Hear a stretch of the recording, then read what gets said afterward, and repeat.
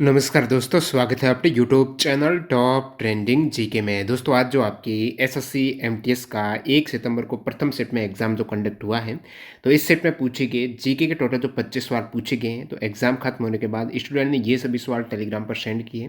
तो सारे सवाल अपन थोड़ा हटकर सब्जेक्ट वाइज एनालिसिस करने वाले हैं, मतलब जीके में सब्जेक्ट वाइज बात कर रहा हूँ। यानी करंट अफेयर्स से कितने सवाल पूछे गए हैं और वो कौन से 4 सवाल जो पूछे गए हैं, पॉलिटी से 2 सवाल कौन से पूछे गए हैं, भूगोल से आज आपके 3 सवाल पूछे गए प्रथम शिफ्ट में, नृत्य उत्सव कला संस्कृति से 4 सवाल कौन से पूछे गए वो देखेंगे, इतिहास से 4 क्वेश्चन है, अर्थशास्त्र से 2 क्वेश्चन है और बाकी मिसलेनियस से 4 क्वेश्चन है, विज्ञान से 2 क्वेश्चन है। इस प्रकार आप टोटल करेंगे तो ये यहाँ पर 25 सवाल जो जीके के पूछे गए हैं सारे क्वेश्चन मिल चुके हैं। एक सवाल में थोड़ा डाउट है, वो आप कमेंट सेक्शन में बताना एग्जैक्ट क्या सवाल था।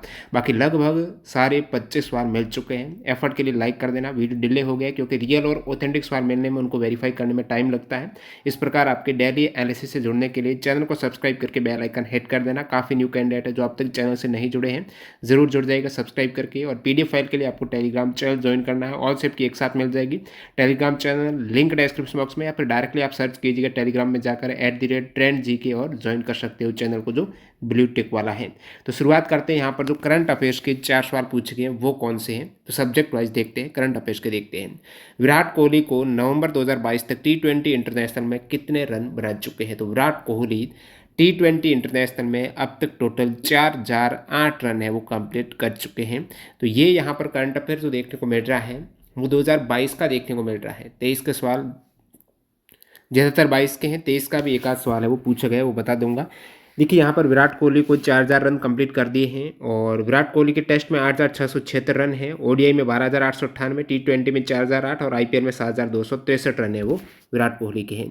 नेक्स्ट सवाल जो आपके करंट अफेयर्स का पूछा गया है, ये सवाल आपके सीएचएसएल या सीजीएल में एनालिसिस में बता चुका हूँ, शायद ये सवाल आपके सीजीएल में 2023 में पूछा हुआ है। लोकसभा में सितंबर 2020 में संविधान आदेश विधेयक सितंबर 2022 होगा यहाँ पर, सितंबर 2022 में संविधान आदेश विधेयक 2022 पारित किया गया जो किस राज्य में नारी कोरावन और कुरीविक्रन समुदायों को अनुसूचित जनजाति एसटी का दर्जा देने का प्रावधान करता है? तो यहाँ पर संविधान अनुसूचित जनजाति विधेयक 2022 पारित किया गया, सितंबर 2022 का करंट अफेयर्स है। इसमें तमिलनाडु की 2 जनजातियां हैं जिसका नाम है नारिको रावण और कुरीविकरण। तो कुरीविकरण और नारिको रावण है, इनको एसटी का दर्जा दिया गया है, ये तमिलनाडु की है। इससे पहले जो आपका सवाल पूछा गया था ना सीजीएल में, वो तमिलनाडु का नहीं था, वो था उत्तर प्रदेश की कौन सी जनजाति को एसटी का दर्जा दिया गया है। तो उत्तर प्रदेश की वो गोंड जनजाति थी जिसको एसटी का दर्जा है वो दिया गया है। तो यहाँ पर बात करूँ तो एसटी को एक तो हिमाचल प्रदेश की हट्टी जनजाति को दर्जा दिया गया है एसटी को, और बींजिया जनजाति है छत्तीसगढ़ की, इसको जनजाति का दर्जा दिया गया है, एसटी में शामिल किया गया है। और बाकी सितंबर 2022 में छत्तीसगढ़, हिमाचल प्रदेश, कर्नाटक, तमिलनाडु और उत्तर प्रदेश के कई आदिवासी समुदाय हैं वो एसटी की श्रेणी में अधिसूचित किए गए हैं। इसमें 12 जातियाँ छत्तीसगढ़ की हैं, हिमाचल प्रदेश की हट्टी है, उत्तर प्रदेश की गोंड है और गोंड की भी 5 उपजातियाँ हैं वो शामिल हुई हैं एसटी में। आपको तमिलनाडु का पूछा है। अगला जो करंट अफेयर का सवाल है ये पूछा गया है, रानी मचैया को 2023 में पद्मश्री अवार्ड से सम्मानित किया गया। तो यहाँ पर 2023 को रिलेट करके पूछा गया है, जो पद्म अवार्ड मिले हैं 2023 में, तो ये लगभग फरवरी मार्च का करंट अफेयर्स है।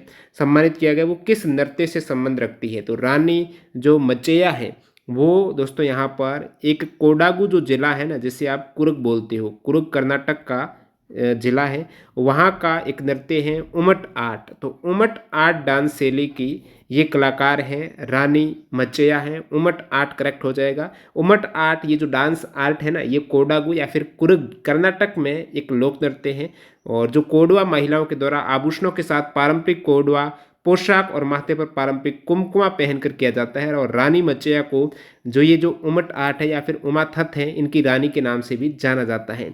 अगला जो करंट अफेयर का सवाल है, ये सवाल ऑलरेडी है सीएचएसएल 2023 में आ चुका है। अभी हाल ही में करंट अफेयर्स के मैंने जो पूरा वीडियो डाला था सीएचएसएल और सीजीएल के करंट अफेयर्स का, दोनों का वीडियो डाला हुआ है, वो जरूर देखना, वहाँ से सवाल देखने को मिल सकते हैं क्योंकि ज़्यादातर सवाल 2022 के पूछे जा रहे हैं और स्पोर्ट के अच्छे खासे सवाल सीएचएसएल में पूछे गए। सीएचएसएल के 200 सवाल का आप वीडियो देखना, सब कुछ बहुत सारे 100 प्लस तो स्पोर्ट के सवाल है और यहाँ से भी एक सवाल आपको देखने को मिला मिला है। 2022 में FIFA under 17 women world cup किन 2 राज्यों में हुआ है? तो आप सर्च करना CHSL current affairs 2023 top trending GK लगाकर आपको वीडियो मिल जाएगा। 2 घंटे का PDF भी अवेलेबल है, टेलीग्राम पर ज्वाइन कर लेना। 3 राज्य हैं जो कि मेज़बानी की है 2022 के FIFA under 17 women world cup का। 3 राज्य में आपके ओडिशा है, गोवा है और महाराष्ट्र है। ओडिशा के भुवनेश्वर में हुआ है, गोवा के मारगोव में हुआ है और महाराष्ट्र के नई दिल्ली में हुआ है। FIFA under 17 women world cup India में हुआ है 2022 का। इसमें विजेता रही है स्पेन, उप विजेता रही है कोलंबिया। नेक्स्ट सवाल देखते हैं। करंट अफेयर्स के आपके 4 सवाल पूछे गए जो कंप्लीट होते हुए। अब पॉलिटी के 2 सवाल हैं, वो दोनों ही आर्टिकल से पूछे गए हैं। आर्टिकल 44 और आर्टिकल 149 से 2 सवाल आए हैं। आर्टिकल 44 किससे संबंधित है? तो समान नागरिक संहिता हो जाएगा, कोई दिक्कत नहीं है। यूनिफॉर्म सिविल कोड है, समान नागरिक संहिता भारतीय नागरिकों के लिए जो एक नीति निर्देशक तत्वों के अंतर्गत आता है, लागू करना अनिवार्य नहीं है। आर्टिकल 44 समान नागरिक संहिता।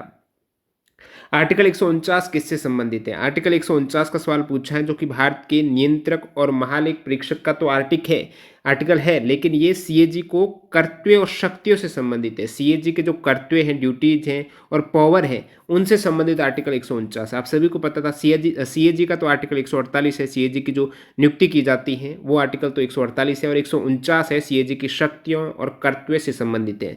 बाकी जो CAG है भारत का नियंत्रक और महालेख परीक्षक है, जिनको राष्ट्रपति अपने हस्ताक्षर और मुद्रा सहित अधिपत्र द्वारा नियुक्त करते हैं, और वो यहाँ पर जो सुप्रीम कोर्ट का न्यायाधीश है, जिस प्रक्रिया से हटाया जाता है उसी प्रक्रिया से CAG को भी हटाया जाता है। तो बात करूं यहाँ पर और CAG से संबंधित आर्टिकल, ये तो हो गया आपके 48-49। एक आर्टिकल 150 है जो कि संघ और राज्यों के खातों का विवरण राष्ट्रपति के अनुसार CAG की सलाह पर रखना होगा। वर्तमान में CAG है दोस्तों गिरीश चंद्र मुर्मू। अब आपको महान्यायवादी और काफ़ी बार महाधिवक्ता का आर्टिकल पूछा जाता है। तो प्रथम विधि जो राष्ट्र का होता है वो महान्यायवादी होता है, जो गवर्नमेंट की तरफ से पैरवी करता है। यह आर्टिकल 76 है। ये महान्यायवादी की नियुक्ति भारत के राष्ट्रपति के द्वारा की जाती है, तो आर्टिकल 76 है महान्यायवादी, यानी आर्टिकल 76। और बाकी यहाँ पर राज्य का जो महाधिवक्ता है वो आर्टिकल 165 है, जो राज्यपाल उनकी नियुक्ति करते हैं। तो महाधिवक्ता आर्टिकल 165 महाधिवक्ता के लिए योग्यता है। हाई कोर्ट का जज की योग्यता, जो न्यायाधीश की योग्यता है वही महाधिवक्ता की है, और सुप्रीम कोर्ट जज की योग्यता वो महान्यायवादी की योग्यता। नेक्स्ट यहाँ पर भूगोल से आपके 3 सवाल पूछे गए हैं, वो देख लेते हैं कौन से हैं। भूगोल में एक सवाल है यहाँ पर, सांगपो किस नदी को कहते हैं? सांगपो दोस्तों ब्रह्मपुत्र नदी को सांगपो तिब्बत में कहा जाता है। तिब्बत में ब्रह्मपुत्र नदी को सांगपो कहा जाता है। ब्रह्मपुत्र कहाँ से निकलती है? तो मानसरोवर झील के पास कैलाश श्रेणी की चैम्या युंगडुंग हिमनद से निकलती है। तो कैलाश श्रेणी जो ट्रांस हिमालयन पार्ट में आता है, उसके चेमा युंगडुंग हिमनद से निकलती है ब्रह्मपुत्र नदी। और ये नदी भारत में बहती है, बांग्लादेश में बहती है और तिब्बत से निकलती है। तो तिब्बत जो चाइना का पार्ट है वहाँ से बहती है। तिब्बत में इसे सांगपो कहा जाता है। अरुणाचल प्रदेश में ब्रह्मपुत्र को दोस्तों दिहांग कहा जाता है। असम में इसे ब्रह्मपुत्र और बांग्लादेश में ब्रह्मपुत्र को जमुना कहते हैं। बाकी जो प्रमुख नदियों के अन्य नाम, आप प्राचीन नाम जरूर देखना। जैसे ऋग्वेद में उल्लेखित नदियों के नाम हैं, जैसे सिंधु नदी को कहा जाता था, अभी इंडस है तो प्राचीन इसे सिंधु कहते थे। सरस्वती नदी अभी जो प्राचीन नाम है, वर्तमान में इसे घग्गर या फिर रक्षी नदी कहा जाता है, पहले इसे द्रस्तुति कहा जाता था। रावी नदी है जो लाहौर नदी भी कहा जाता है, रावी को लाहौर नदी, ये पहले परुष्णी नदी, प्राचीन नाम इसका परुष्णी है। परुष्णी किसका नाम है? रावी का नाम है। कुंभा किसका नाम है? काबुल नदी का। वितास्ता किसका है? झेलम का। ठीक है। कुर्मू है कुर्रम का। आस्किनी इंपॉर्टेंट है, चिनाब नदी का पहले आस्किनी नाम है, आस्किनी है चिनाब का। सतलुज का पहले नाम था शतुद्र। गोमल का पहले था गोमती। स्वास्तु है स्वात का नाम था। विपाशा व्यास का नाम था। गंडक का पहले नाम था सदानीरा।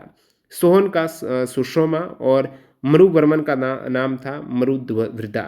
नेक्स्ट यहाँ पर एक नदी का और पूछा है, नील नदी कहाँ पर जाकर गिरती है? नील नदी है वो भूमध्य सागर है, जो इजिप्ट है ना, इजिप्ट के जस्ट नीचे जो भूमध्य सागर है वहाँ पर नील नदी है वो गिर जाती है। और ये निकलती कहाँ से नील नदी?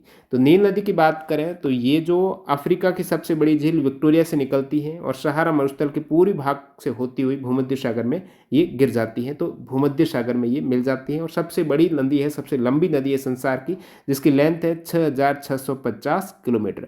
और ये उत्तरी पूर्वी अफ्रीका की नदी है। इसके अंतर्गत कौन से देश से ये बहती है? मिस्र जो इजिप्ट है लास्ट स्थान, सूडान, दक्षिण सूडान, इथियोपिया, युगांडा, कांगो जो लोकतांत्रिक गणराज्य है, केनिया, तंजानिया, रवांडा, ब्रुंडी, यहाँ से बहती है। पश्चिमी और पूर्वी गलियारे को ये आपस में कौन कौन सी सिटी कनेक्ट होती है पश्चिमी और पूर्वी गलियारे से। तो पूर्व पश्चिम गलियारा है ये गुजरात से लेकर असम तक है। कहाँ से? गुजरात से असम पर। तो कौन सी सिटी कनेक्ट होती है? गुजरात का पोरबंदर से लेकर असम के सिलचर तक ये गलियारा है, पूर्व पश्चिम गलियारा है, जो कि पूर्व में असम का सिलचर है, पश्चिम में पोरबंदर गुजरात है। इन शहरों को कनेक्ट करने वाला ये पूर्वी पश्चिमी गलियारा है ना, इसकी लंबाई 3300 किलोमीटर है। पूर्व पश्चिम 3300 किलोमीटर है। उत्तर दक्षिण गलियारे की लंबाई 4000 किलोमीटर है। तो ये लगभग 7300 किलोमीटर के आसपास है उत्तर दक्षिण पूर्व पश्चिम गलियारा की लेंथ है। और ये स्वर्णिम चतुर्भुज नहीं होगा, पूर्व पश्चिम गलियारा हो गया, उत्तर दक्षिण। अब देखिए यहाँ पर उत्तर दक्षिण गलियारा किसको कनेक्ट करता है? श्रीनगर को कोच्चि या कन्याकुमारी से कनेक्ट करता है। स्वर्णिम चतुर्भुज एक अलग योजना है, अलग प्रोजेक्ट है। स्वर्णिम चतुर्भुज का एग्जाम में सवाल पूछा जाता है, कब इसकी शुरुआत हुई? तो आप कहते हैं 2001 में स्वर्णिम चतुर्भुज परियोजना की शुरुआत है, प्रधानमंत्री अटल बिहारी वाजपेयी के द्वारा शुरू की गई थी। स्वर्णिम इसका गोल्डन क्यों है? चार स्वर्णिम, देखिए एक तो ये चार प्रमुख महानगरों को कनेक्ट करती इसलिए चतुर्भुज है। चार प्रमुख महानगर कौन से हैं? दिल्ली है उत्तर में दिल्ली को कनेक्ट करती है, नीचे दक्षिण में आप चेन्नई को करती है, पूर्व में कोलकाता को करती है और मुंबई को करती है पश्चिम में। तो इस प्रकार ये पूरा एक चतुर्भुज बन जाता है। और ये चतुर्भुज है जिसकी लंबाई लगभग 5846 किलोमीटर है, 5846 किलोमीटर का ये चतुर्भुज जो स्वर्णिम चतुर्भुज है 2001 में अटल बिहारी वाजपेयी के द्वारा। और इसमें विभिन्न ये सिटीज़ प्रमुख आ जाते हैं जो स्वर्णिम चतुर्भुज के अंतर्गत आते हैं। और ये प्रोजेक्ट है, प्लान तो 1999 में हुआ है, 2001 में लॉन्च हुआ था और 2012 में कंप्लीट हुआ। एक दोस्तों स्वर्ण त्रिकोण भी है। स्वर्ण त्रिकोण किसको कनेक्ट करता है? दिल्ली आगरा जयपुर को करता है, ये याद रखिएगा, दिल्ली आगरा जयपुर स्वर्ण त्रिकोण। अब देखते हैं दोस्तों नृत्य उत्सव से जो चार सवाल पूछे गए वो कौन से हैं। सवाल लिखिएगा, एक फिक्स सवाल जो पूछा जा रहा है सीजीएल में बार बार रिपीट हो रहा है, यहाँ पर भी एमटीएस में भी देखने को मिला है। रोशन कुमारी सोवना नारायण किस क्लासिकल नृत्य से संबंधित है? तो इसका अलग से वीडियो पड़ा हुआ है।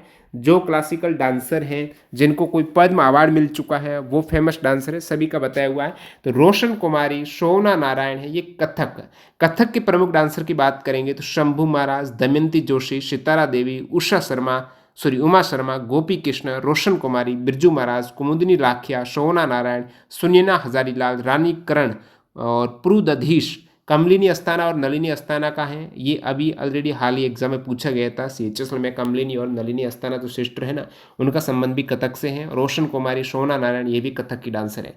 तो प्रमुख शास्त्रीय नृत्यों के डांसर का आपको एटलीस्ट पता होना चाहिए। रुक्मणी देवी अरुंधले भरतनाट्यम है, पंडित बिरजू महाराज कथक हैं, कैरुचरण मोहपात्र ओडिसी हैं, गुरु बिपिन सिंह मणिपुरी है, वेम्पति चना सत्यम कुचिपुड़ी है, सोनल मान सिंह भरतनाट्यम और ओडिसी है, पद्मा सुब्रह्मण्यम भरतनाट्यम के हैं, सोना नारायण जो पूछा है कथक का है, श्रीमंता शंकर देव क्षत्रिया के हैं, क्षत्रिय आश्रम का डांस है, मृणालिनी साराभाई भरतनाट्यम कथकली की है।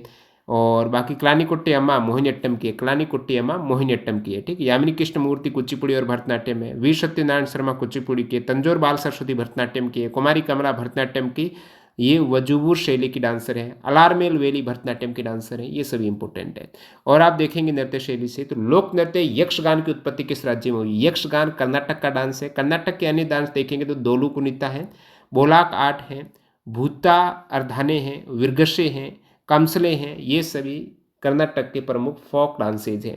अगला सवाल, गुरु नानक जयंती कब मनाई जाती है? कौन से माह में मनाई जाती है? ये हिंदू कैलेंडर का माह आपको पूछा है तो कार्तिक माह में, कार्तिक पूर्णिमा के दिन मनाई जाती है गुरु नानक जयंती, जिसे गुरु पूर्व या फिर गुरु पर्व के नाम से जाना जाता है, क्योंकि इसी दिन गुरु नानक देव जी जो सिखों के प्रथम गुरु है या फिर सिख समुदाय के संस्थापक हैं, इनका जन्म हुआ था कार्तिक पूर्णिमा 1469 को। तो 15 अप्रैल 1469 को गुरु नानक देव जी का जन्म हुआ है और इनका जो निधन हुआ है वो 1539 को हुआ है। इनका जन्म हुआ कहाँ पर है गुरु नानक जी का?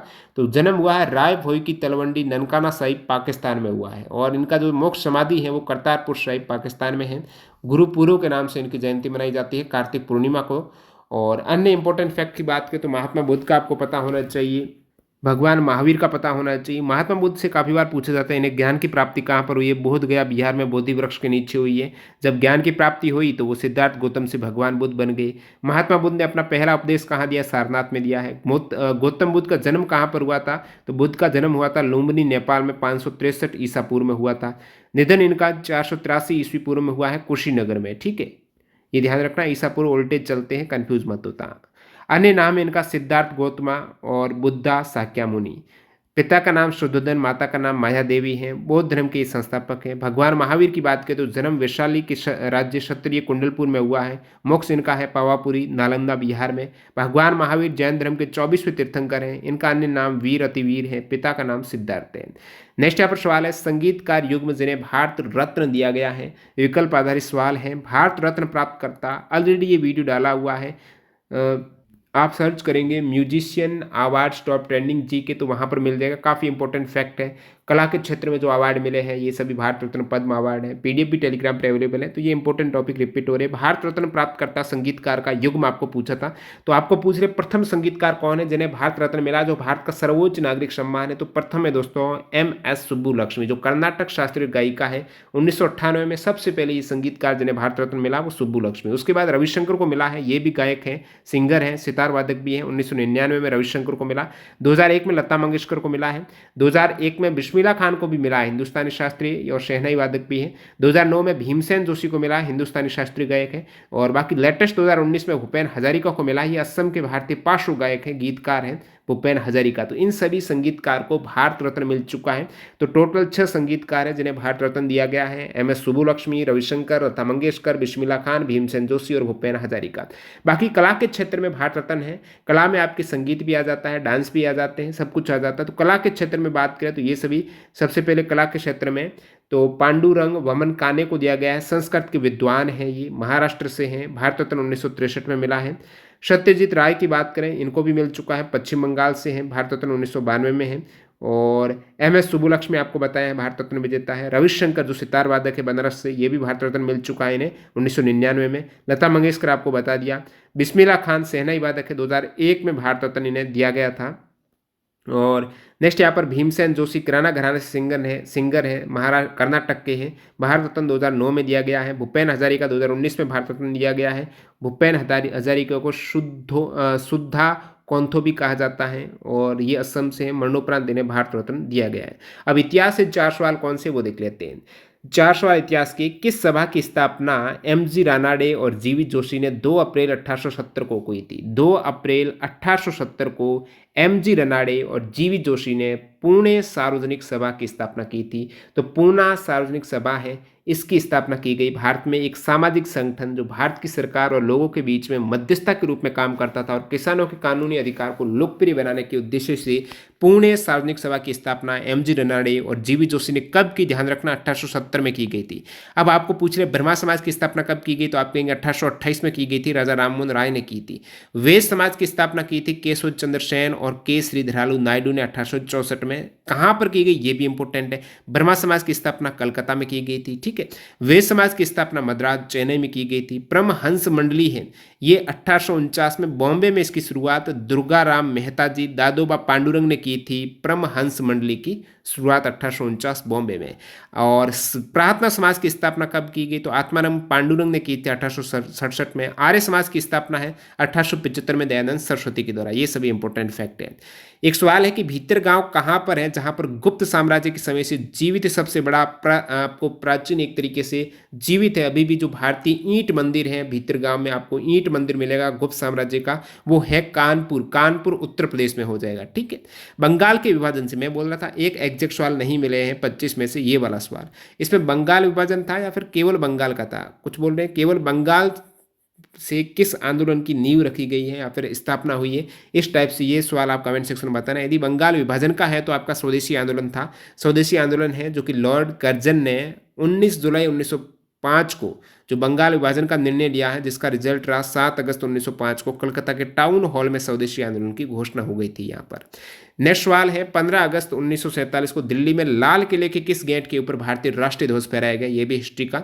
तो ये लाल किले पर तो सबसे पहले राष्ट्रीय ध्वज फहराया गया था 15 अगस्त 1947 को, लेकिन लाल किले के कौन से गेट पर, तो लाहौरी गेट, लाल किला। वहां पर जवाहरलाल नेहरू जी पहले प्रधानमंत्री थे जिन्होंने 1947 में प्रथम स्वतंत्रता दिवस का समारोह में दिल्ली के लाल किले के लाहौरी गेट पर राष्ट्रीय ध्वज है वो फहराया था।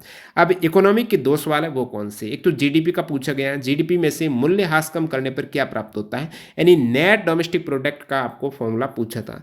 नेट डोमेस्टिक प्रोडक्ट कब मिलता है? जब आप जीडीपी में से मूल्यह्रास माइनस कर देते हो। प्रमुख 4 फॉर्मूले आपको बता देता हूँ।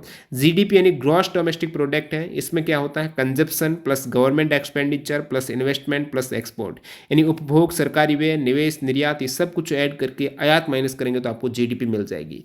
नेट डोमेस्टिक प्रोडक्ट कब मिलेगा? जब जीडीपी में से आप डेप्रिसिएशन माइनस कर देंगे। और जीएनपी आपको कब मिलेगा? यानी ग्रॉस नेशनल प्रोडक्ट।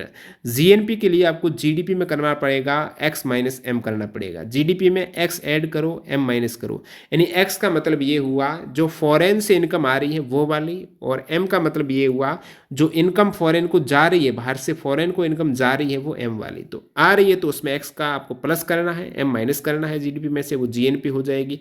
और एनएनपी का आपको पूछ लें, नेट नेशनल प्रोडक्ट निकालना है तो आपको जीएनपी जो निकाली है ना उनमें से डेप्रिसिएशन माइनस करेंगे तो एनएनपी निकल जाएगी। तो ये 4 प्रमुख इंपॉर्टेंट फॉर्मूले हैं।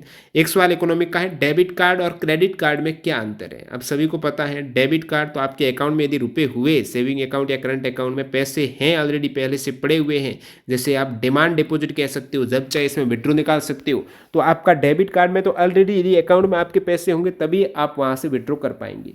क्रेडिट कार्ड में क्या होता है? एज ए लोन होता है। क्रेडिट कार्ड है वो एक लोन ही होता है जिसमें एक मंथ में आपको फ्रीली लोन मिल जाता है, एक मंथ में उसको पे करना पड़ता है। तो वहाँ पर लिमिट मिलती है क्रेडिट कार्ड में, जैसे 1 लाख लिमिट मिल गई तो 1 लाख का आप उपभोग कीजिएगा एक मंथ में कभी भी, और जब उसका स्टेटमेंट बन जाएगा तो मंथ एंड में आपको वो सारा उपभोग एक साथ ही पे कर देना है अपने अकाउंट से, वो हो जाएगा आपका क्रेडिट कार्ड।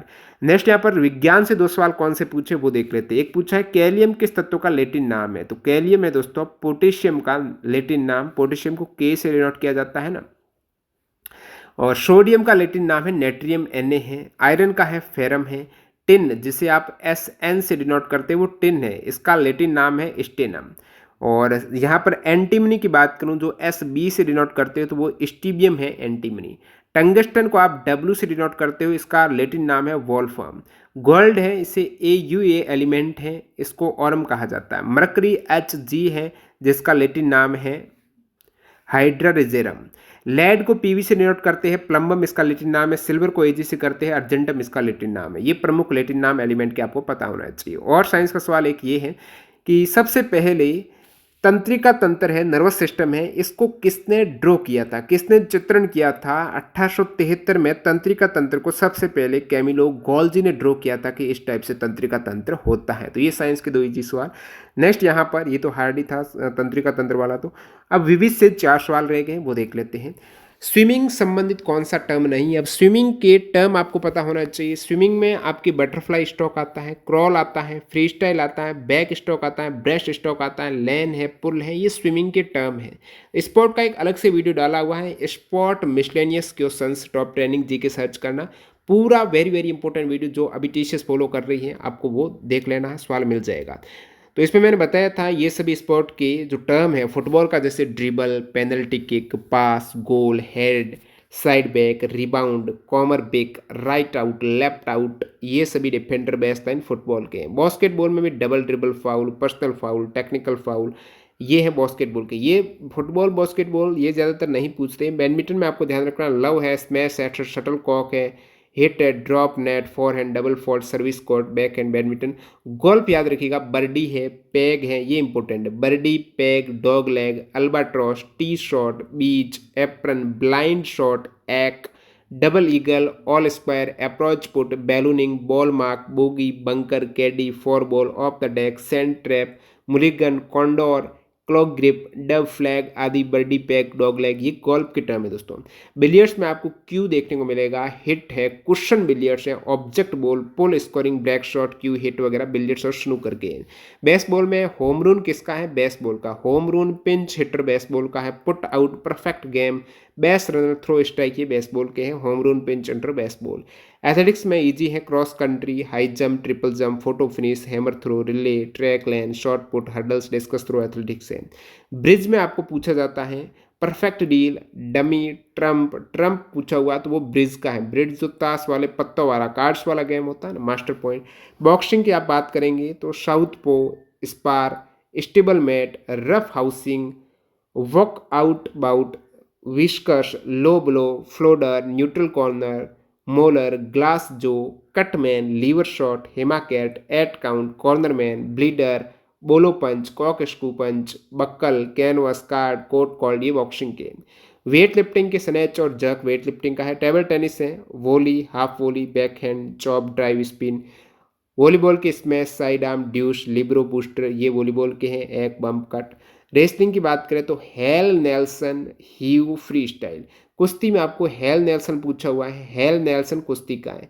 शतरंज में आपको देखने को मिलेगा चेकमेट, ग्रैंड मास्टर, गैम्बिट पूछा हुआ सवाल है, चेस का है। गैम्बिट चेस का है, हेल नेल्सन कुश्ती का है। किंग्स इंडियन डिफेंस भी चेस का है।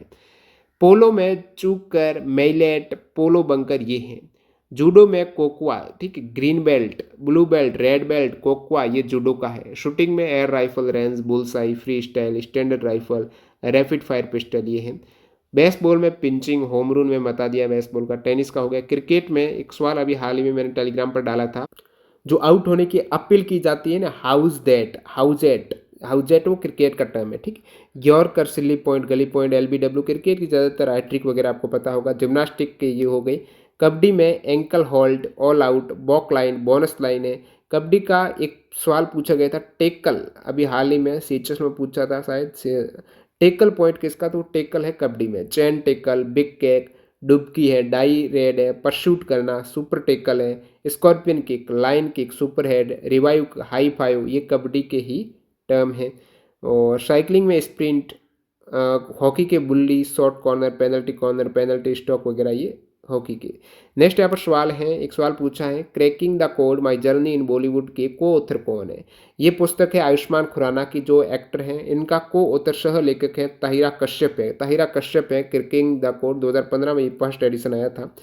मंदारिन भाषा कौन सा देश बोलता है। मंदारिन है वो चाइना की लैंग्वेज है। आपको पूछ रहे तगालोग भाषा किस देश की है। टैगालोग है फिलीपींस की। हिंदी भारत की, इस प्रकार टैगलोग है ये फिलीपींस की है। मंदारिन है वो चाइना की है। विश्व में सबसे अधिक जो भाषाएं बोली जाती है नेटिव लैंग्वेज, उसमें अंग्रेजी सबसे अधिक बोली जाती है। सेकंड स्थान पर मंदारिन है। थर्ड हाईएस्ट बोली जाने वाली हिंदी है। चौथे पर स्पेनिश है, फिर फ्रेंच, अरबी, बंगाली सातवीं हाईएस्ट, ठीक है, उसके बाद रशियन है। नेक्स्ट यहाँ पर कमलेश्वर के किस उपन्यास को 2003 में साहित्य अकादमी पुरस्कार दिया गया है। तो साहित्य अकादमी पुरस्कार कमलेश्वर का है। साहित्य अकादमी से कभी भी सवाल पूछ लेते हैं, कौन से भी साल का। तो कमलेश्वर का जो साहित्य अकादमी अवार्ड मिला था, उनका उपन्यास था कितने पाकिस्तान। 2003 में इन्हें ये अवार्ड मिला था, कितने पाकिस्तान उपन्यास हेतु साहित्य अकादमी कमलेश्वर को मिला है। कमलेश्वर को दोस्तों पद्म भूषण भी मिल चुका 2005 में। कमलेश्वर के अन्य इतिहास आप देखेंगे, एक सड़क, 57 गलियां, तीसरा आदमी, डाक बंगला, समुद्र में खोया हुआ आदमी, काली आंधी, आगामी अतीत, रेगिस्तान, लौटे हुए मुसाफिर, वही बात, एक और चंद्रकांता, कितने पाकिस्तान, ये सभी कमलेश्वर के ही उपन्यास हैं। तो इस टाइप से आपने देखे 25 सवाल जो आज आपकी फर्स्ट शिफ्ट में पूछा गया है एमटीएस में, जो जीके के सवाल टेलीग्राम पर स्टूडेंट ने सेंड किए हैं। आप भी अपने से अपने पूछे के सवाल भेज सकते हो, इसके लिए टेलीग्राम से जुड़ना होगा। ये कुछ सब्जेक्ट वाइज एनालिसिस है, सबसे बेहतरीन कराने की कोशिश की है। एफर्ट के लिए लाइक कर देना और चैनल को सब्सक्राइब करना। पीडीएफ के लिए टेलीग्राम चैनल ज्वाइन करना। मिलते हैं नए वीडियो में, बाय बाय।